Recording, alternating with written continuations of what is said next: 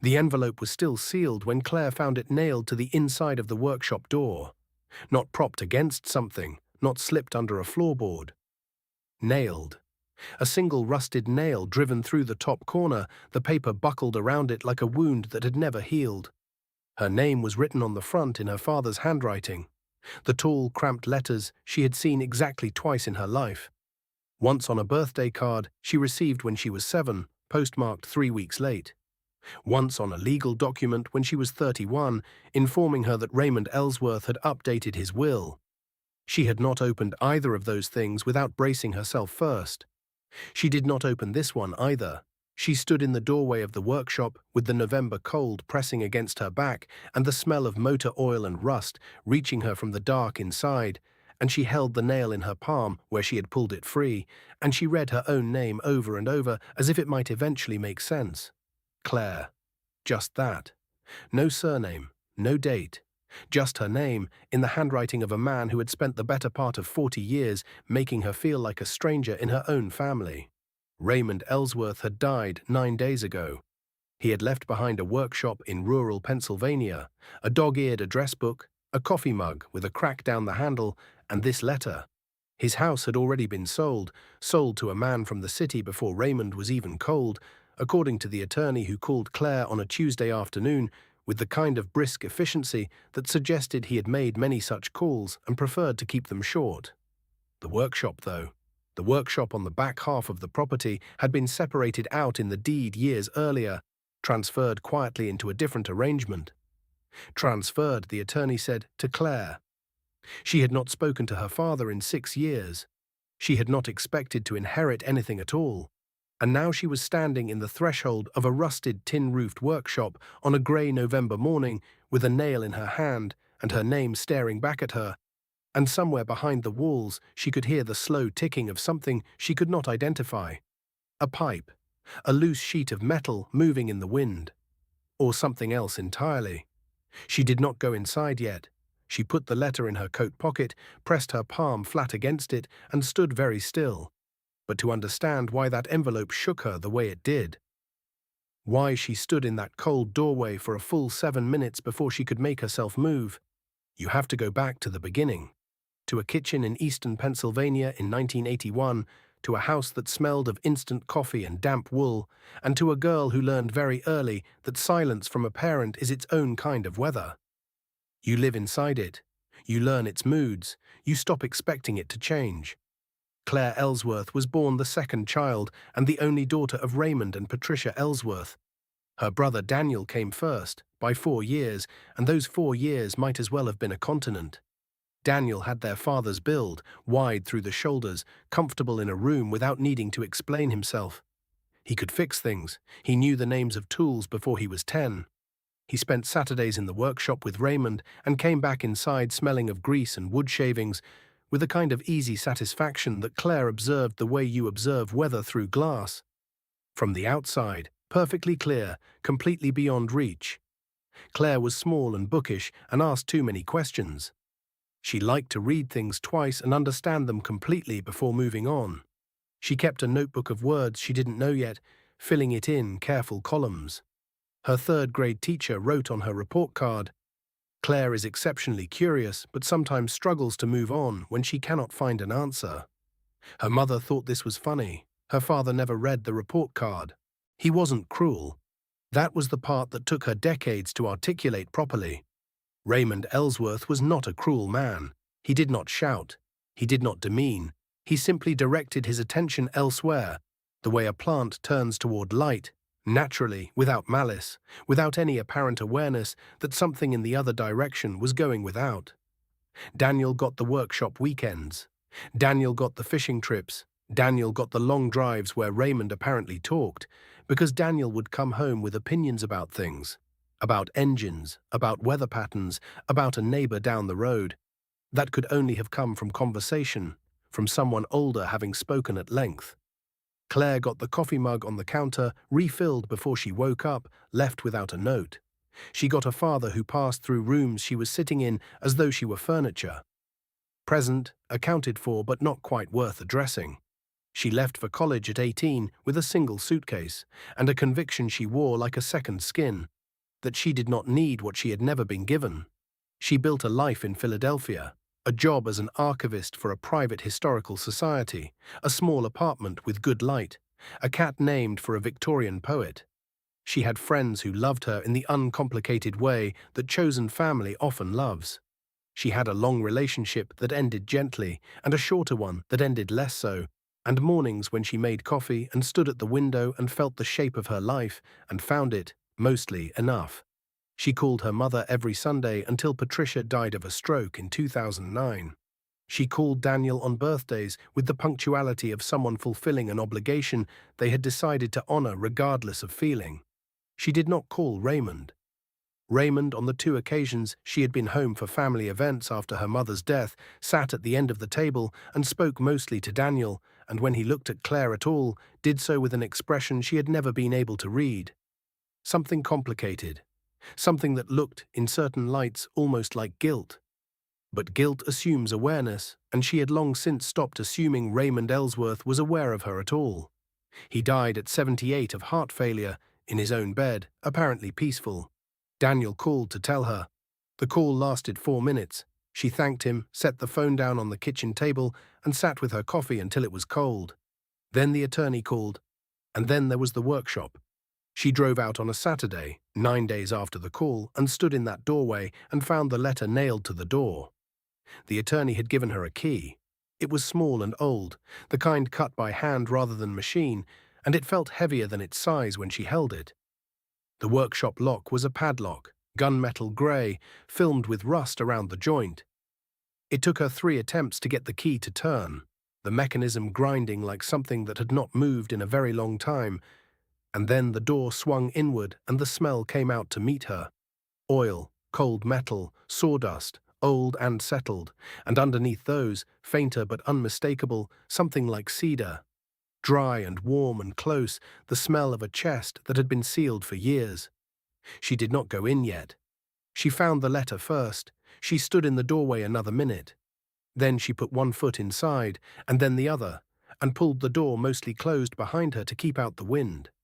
The workshop was long and narrow, maybe 40 feet deep, the walls lined with pegboards and shelving. Tools hung in their places, wrenches in descending size, screwdrivers in a row, levels and clamps, and things she had no name for, all of it ordered with a precision that felt almost ceremonial. A long workbench ran the full left wall, above it a single fluorescent light. She found the switch and it flickered twice before it caught, the white light landing hard on every surface and pushing the shadows to the far corners. She had expected disorder. She had expected the accumulated debris of an old man's neglect. The workshop was immaculate. The tools were clean, the surfaces were clear. The floor, poured concrete, had been swept so recently that the dust at the edges was still in neat lines. On the workbench there was a single object covered with a cloth, canvas, the kind used for drop cloths, folded over something rectangular and roughly the size of a filing box. There was a stool at the bench. She sat down on it. The metal was cold through her jeans. She put her hand on the cloth but did not lift it yet. Instead, she looked around the room slowly, the way she looked at archive collections before she began, trying first to understand the organization, the logic of who had arranged things and how, before she started pulling threads. The pegboard nearest the door held the oldest tools. She could tell by the patina. Wood handles darkened with decades of use, metal worn to a particular dull grey that newer tools don't have. The pegboard at the far end held things that looked newer, or at least more recent. She walked the length of the room and found on the last shelf before the back wall a row of cardboard boxes. Each one was labelled. The labels were in Raymond's handwriting. She stood in front of them and read. The labels were not what she expected. They were not tools or parts or inventory. They were dates. 1987, 1989, 1992, 1994. Continuing forward in 2-year increments, sometimes one, all the way to 2019. 18 boxes, each one labelled with a year, arranged chronologically from left to right. She counted. She went back and counted again. She looked at the first year, 1987, and then at the last, 2019. And she did the arithmetic without meaning to. 1987 was the year she left for college. She stood very still with her hands at her sides. There was a sound from somewhere in the far corner of the workshop, a quiet settling, like the building adjusting to the cold or to her presence.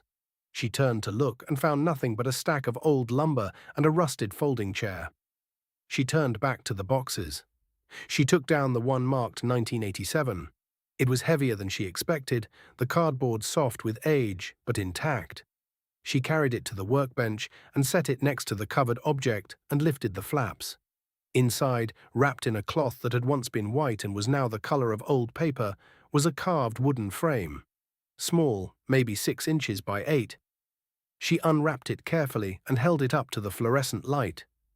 It was a picture frame, handmade. The joinery was precise, the corners fitted together with a dovetail cut so clean it looked mechanical, but she could see from the grain that it had been done by hand. The wood had been sanded and finished with an oil that had long since absorbed into the grain, giving it a depth that paint could not replicate. On the back, in Raymond's cramped handwriting, Claire, 1987, University. She turned it over. The frame held nothing. Just the backing board, the small hooks for hanging, the wire strung between them.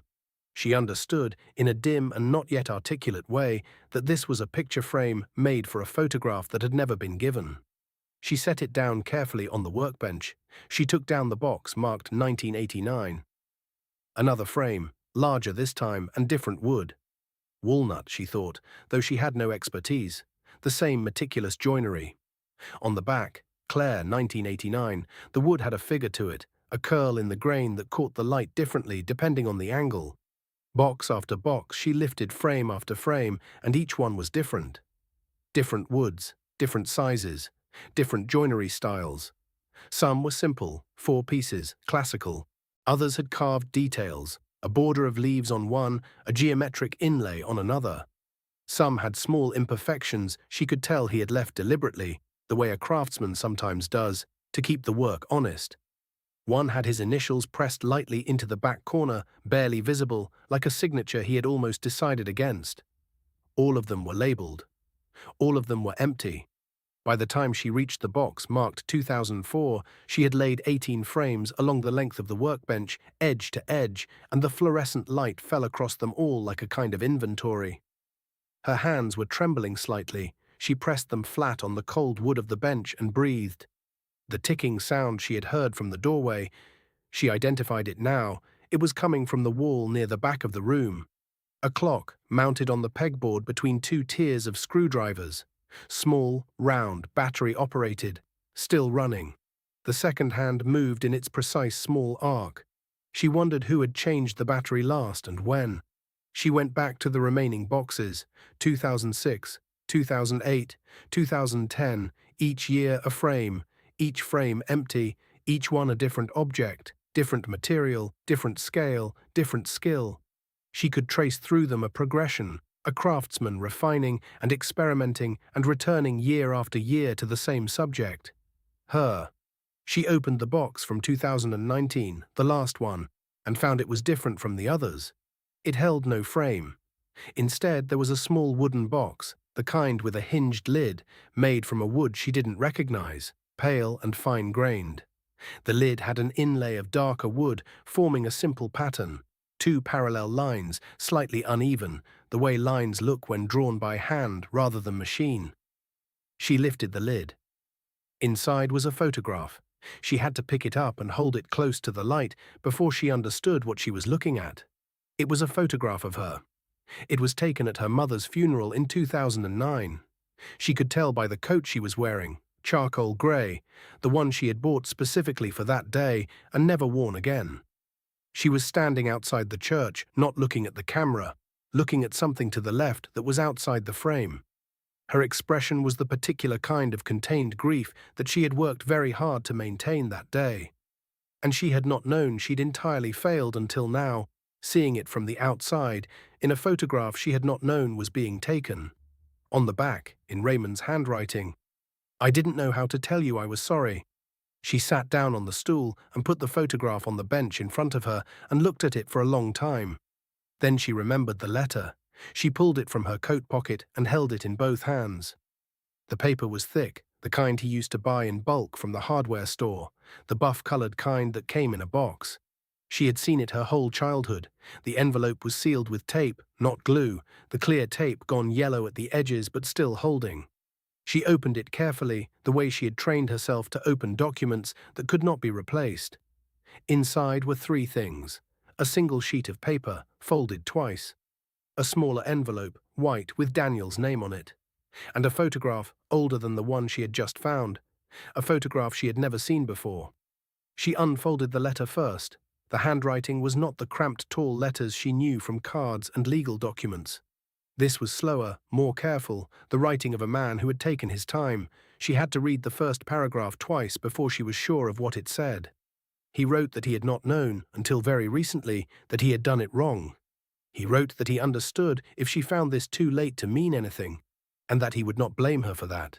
He wrote that what he had made, every year, was made in the belief that she would one day come back to the workshop.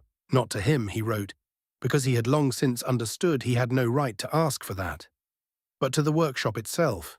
He wrote that a man who cannot say a thing out loud sometimes makes it with his hands, and that he hoped the making was at least worth something, even if the saying had come too late.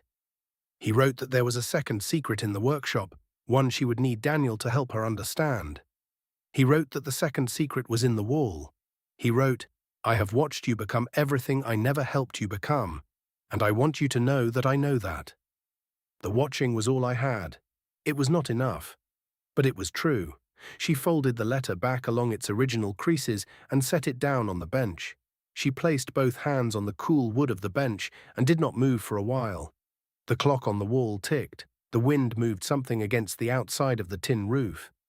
She thought about the 7-year-old who had stood at the workshop door, not the door of this workshop exactly, but the door of the workshop at the old house, the first house, before the move in 1995, and had watched her father and Daniel through the window. Daniel laughing at something, Raymond's hand on his son's shoulder, the ordinary ease of it. She had memorized that image with the same attention she gave to things she did not fully understand. Filed it, cross-referenced it, carried it forward for 40 years. She had been certain, for most of those 40 years, that she had been the problem, too curious, too bookish, too much of a girl in a house where girl meant something secondary. She had built explanations over the years the way you build scaffolding, structure by structure, and the scaffolding had held well enough that she had come to mistake it for the truth. The photograph in the box from 2019 sat on the bench in front of her. "I didn't know how to tell you I was sorry." The scaffolding held for another 30 seconds. Then it did not. She pressed the back of her hand against her mouth and breathed through it. One slow breath, then another, until the thing that had risen in her chest settled back down to something manageable. She was not a person who cried easily or publicly, even alone.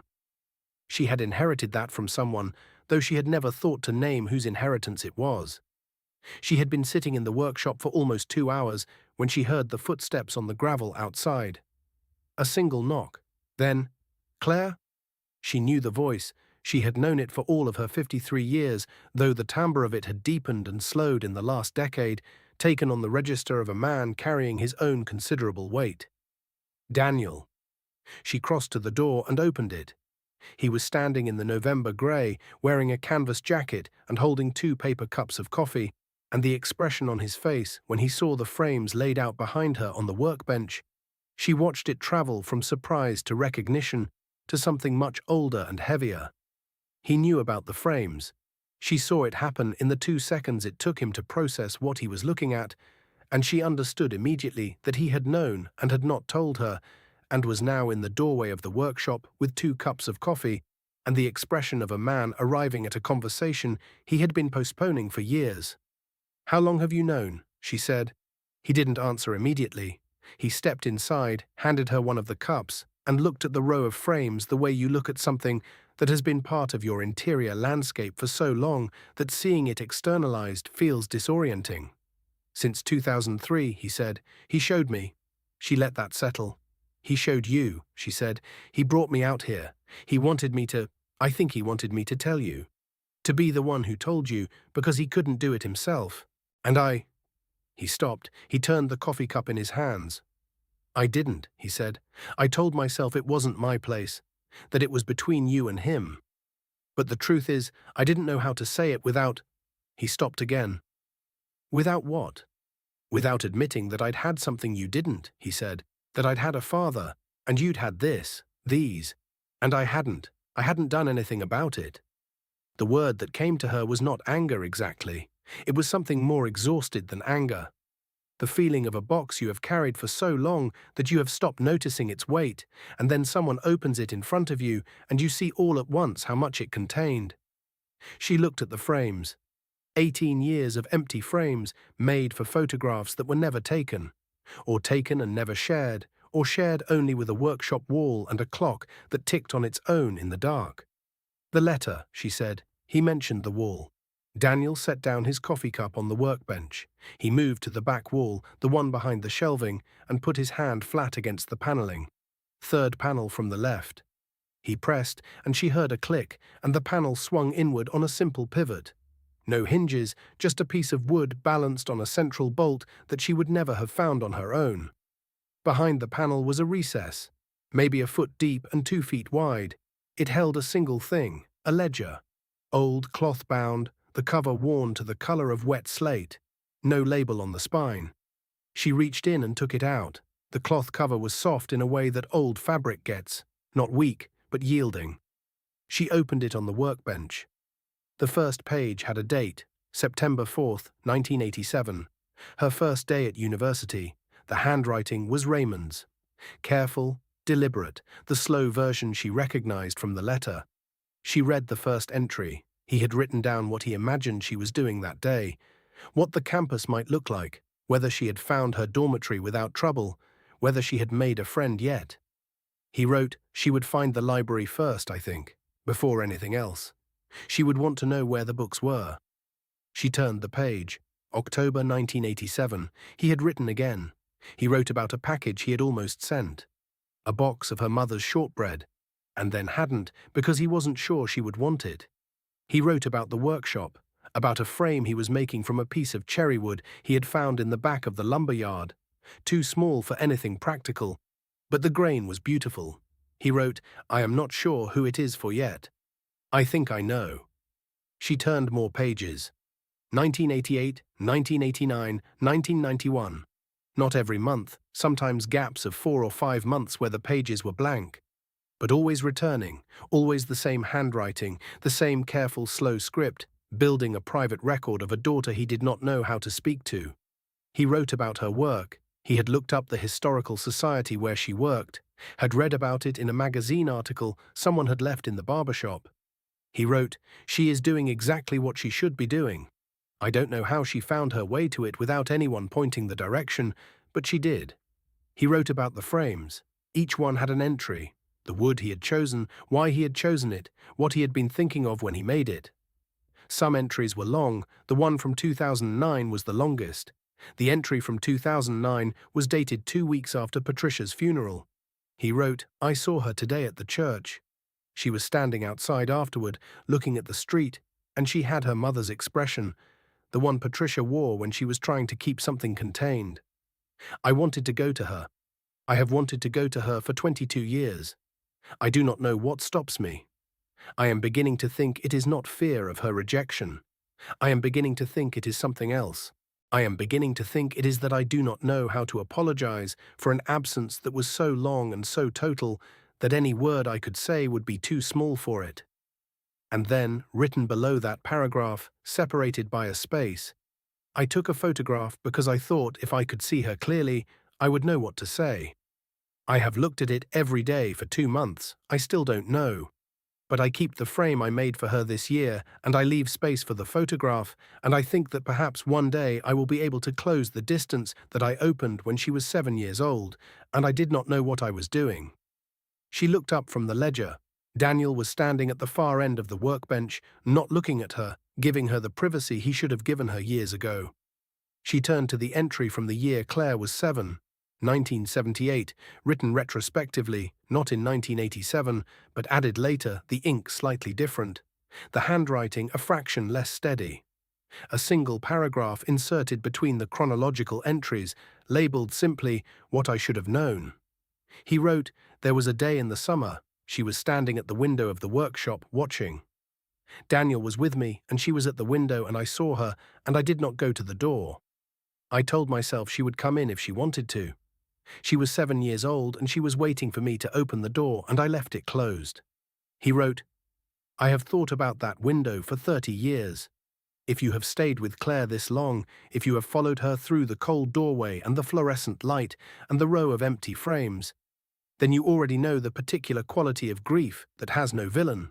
The grief for what was simply missed, by a man who was not cruel, only limited, who carried his failure privately for 3 decades and said it the only way he knew how. Subscribe to The Silent Inheritance. If this story is finding you somewhere, you needed it to find you." Claire closed the ledger. She held it against her chest, the way you hold something you are not yet sure you can set down. The workshop smelled of oil and cedar and the particular cold of November pressing through the tin roof. The clock on the wall ticked. The wind ran its fingers across the side of the building. She said, without turning, "He never told Mom." "No," Daniel said, "and you didn't tell me." "No." "And he made one every year." She gestured at the frames without looking at them. "From the year I left."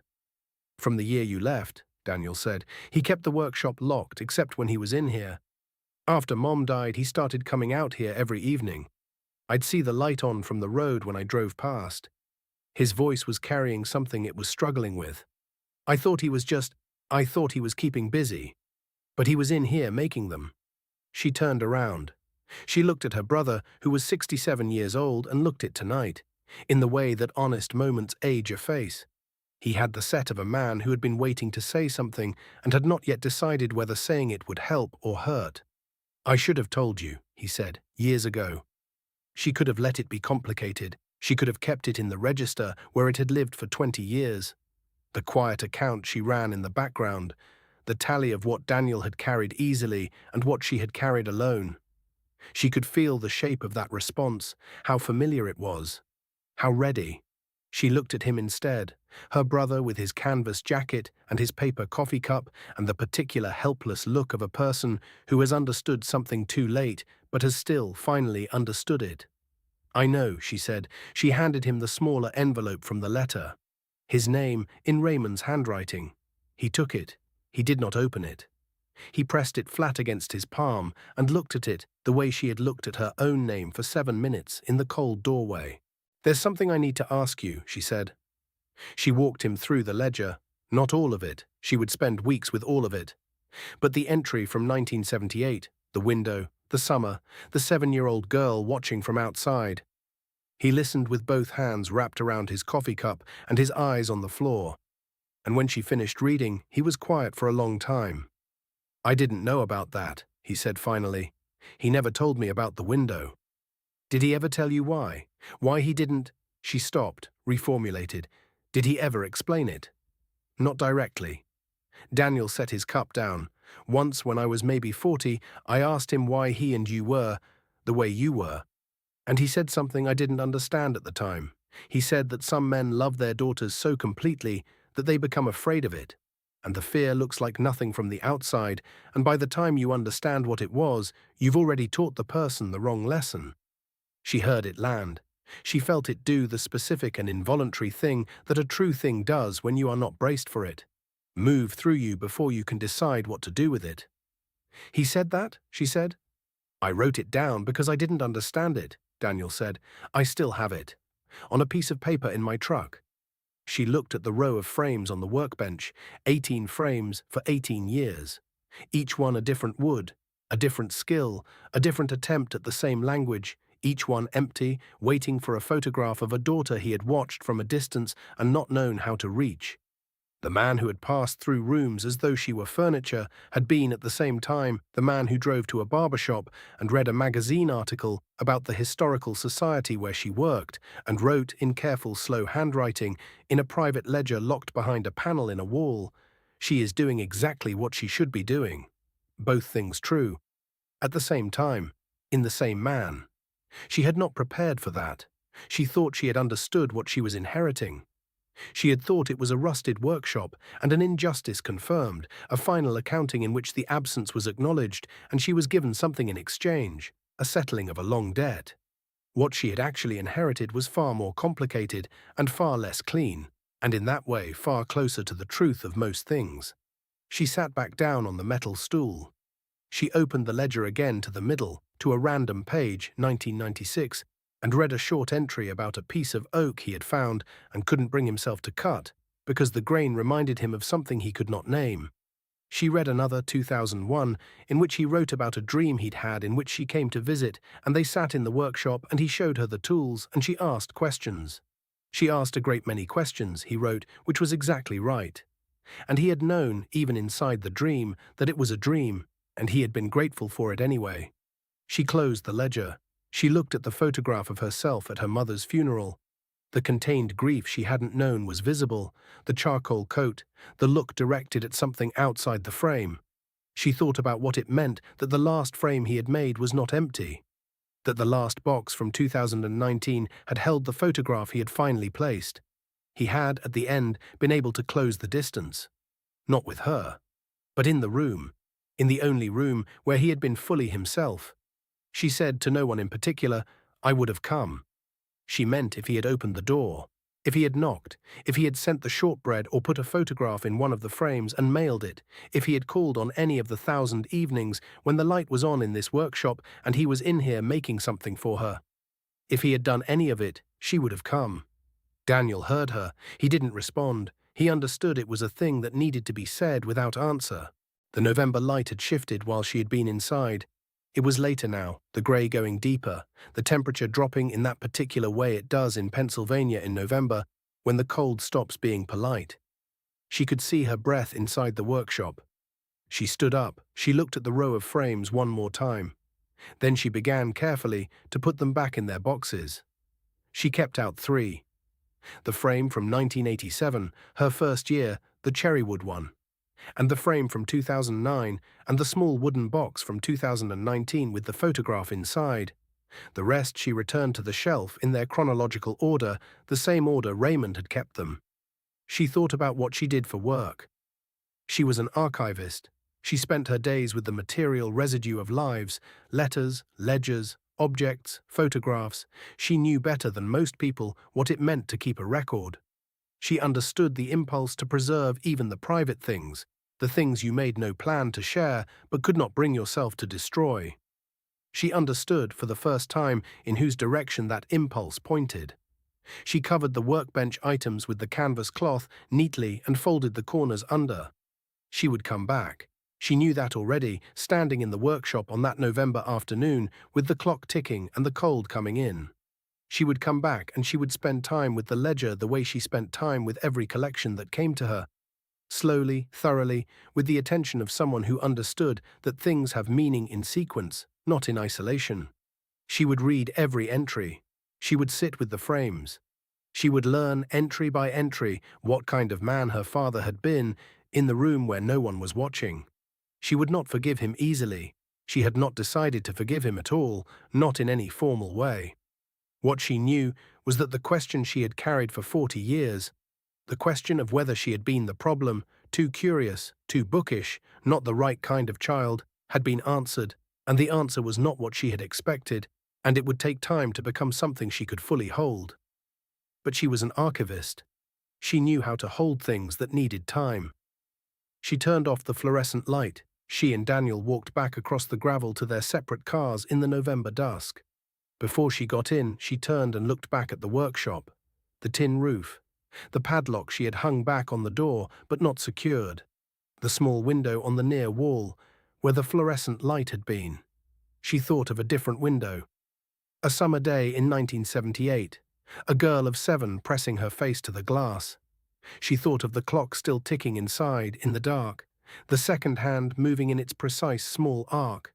She thought of her father sitting at that workbench year after year, making something beautiful and empty, keeping space for a photograph that did not yet exist. She put the 3 frames in the back seat of her car, carefully, wedged between her coat and her bag so they would not move on the drive back. She put the ledger on the passenger seat.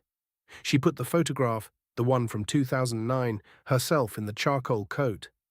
In the inside pocket of her jacket, where she would be able to feel it against her chest on the drive home. She sat in the car for a moment before she started it. 3 months later, she would bring the frames to a framer in Philadelphia, not to have them framed again. They were frames, they needed no frame. But to ask about the joinery, the wood selection, the specific techniques. The framer, a quiet man named Henry, who had been doing the work for 30 years, would hold the 1987 cherrywood piece under his loupe for a long time before setting it down. He would say it was the work of someone who had been doing this for decades and had never been interested in showing off. She would say she thought that was probably right. She would hang the 3 frames on the wall of her apartment: the 1987 frame, the 2009 frame, and the small wooden box open to show the photograph inside. Not in a line, not symmetrically. The way you arrange things that matter rather than things that match. She would spend 6 months with the ledger. She would read each entry twice with the specific attention she gave to things she did not fully understand, and she would begin to understand them. She would read the entry from 1978 many times, in different moods, and find it meant something different in each reading, which was probably the mark of an honest thing. She would call Daniel more often, not dramatically, not with the particular effort of a reconciliation scene, just more often, the way you call someone when the silence between you has been excavated and aired out and is no longer performing a function you need it to perform. She would not say she had forgiven her father. She would say, when asked, that she was still in the process of understanding him, which was different and possibly more. On a Tuesday evening in March, 4 months after the November day in the workshop, she would come home from work to her apartment and hang her coat by the door. She would feed the cat. She would make coffee. She would stand at the window in the particular evening light of early spring, looking at the city, and she would become aware, without having planned to, that the boy she had been carrying since childhood, the constant quiet tally of the weight of what was not given, had shifted position, not gone. She was not the kind of person who believed in things simply disappearing, but different, less structural, less load-bearing. She would pick up her coffee and find it still warm. She would stand at the window a while longer, and she would think, without sentimentality, but with great precision, about a man in a locked workshop in the dark, making something beautiful with the only language he had ever truly commanded. And she would think, he was watching. All those years, in all those rooms where she moved through and he said nothing, he was watching. And in the only room where he was fully himself, he was making space for her. Empty frames, everyone, waiting for her face, waiting for the image that would complete what his hands had built. A man who cannot say a thing out loud sometimes makes it with his hands. He had made 30 years of it. She stood at the window and held her coffee with both hands and felt the weight of that, the whole weight of it, the grief and the waste and the strange, late, impossible gift of being known by someone who never found the words to tell you. She found the words in the end. Not for him. It was too late for him. But for herself, which is where they needed to be. Some things arrive exactly as late as they were,